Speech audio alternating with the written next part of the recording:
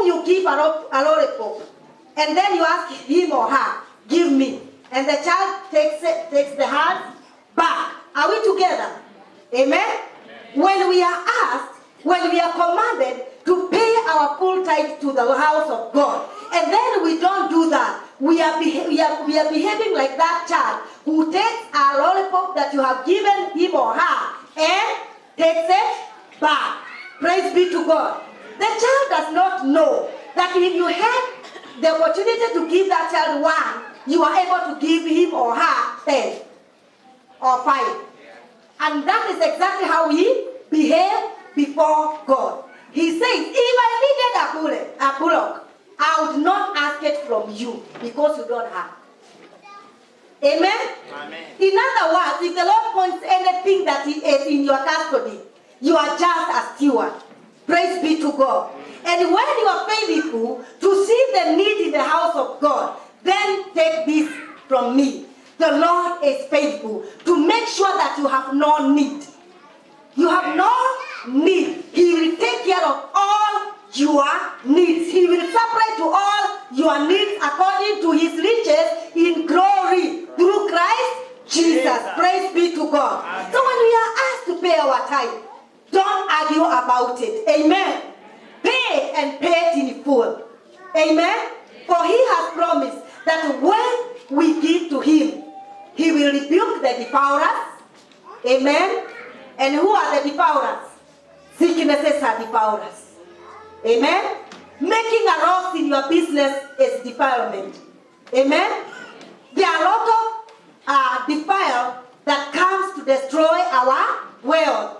But when we have covenanted with God, he has called us in Psalms 15 verse 5 that gather my righteous, gather my people, gather my saints who have covenanted with me through their sacrifices. Are we together? And I want to believe that God has gathered us here. We are the saints the Bible is talking about. And we have covenanted with our Lord through our offerings, through our tithe, through our giving, through all manner of seeing needs in the house of God. If you dare see a need in the house of God and you ignore, you will also be ignored. And it goes without saying.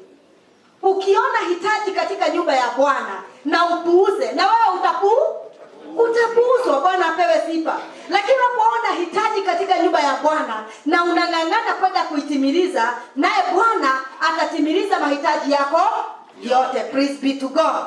Bwana Yesu apewe sifa.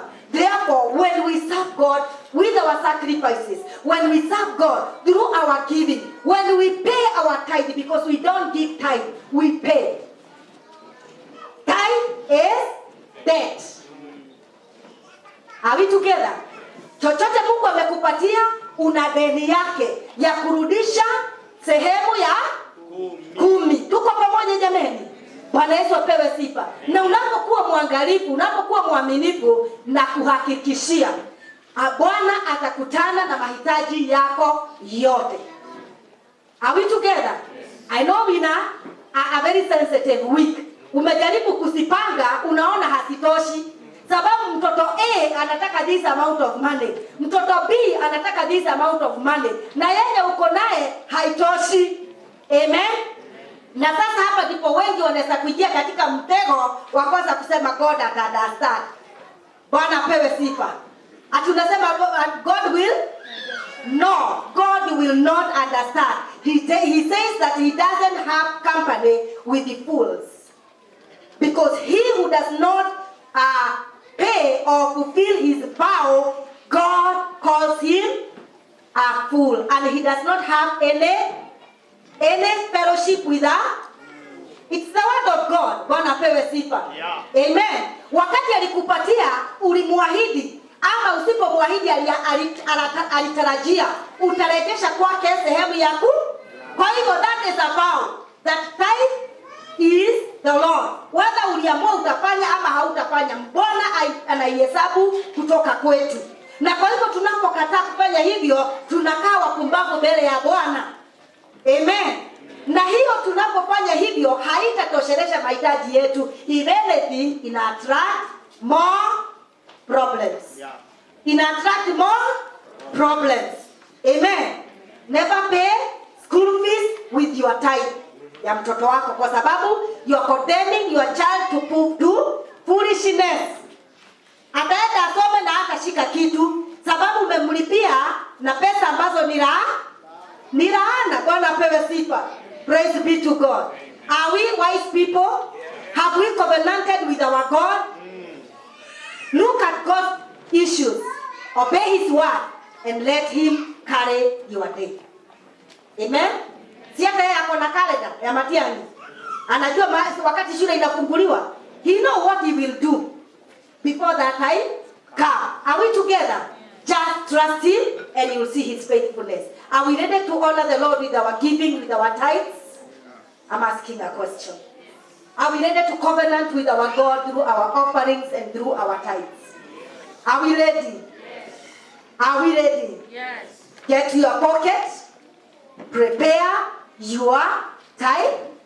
Prepare your offerings. Amen. The other day, our pastor was reminding us of what is written in our envelopes. And I think it's always good sometimes to remind ourselves. Amen. Because sometimes there are so many things that the Lord does to us and we forget to act or to react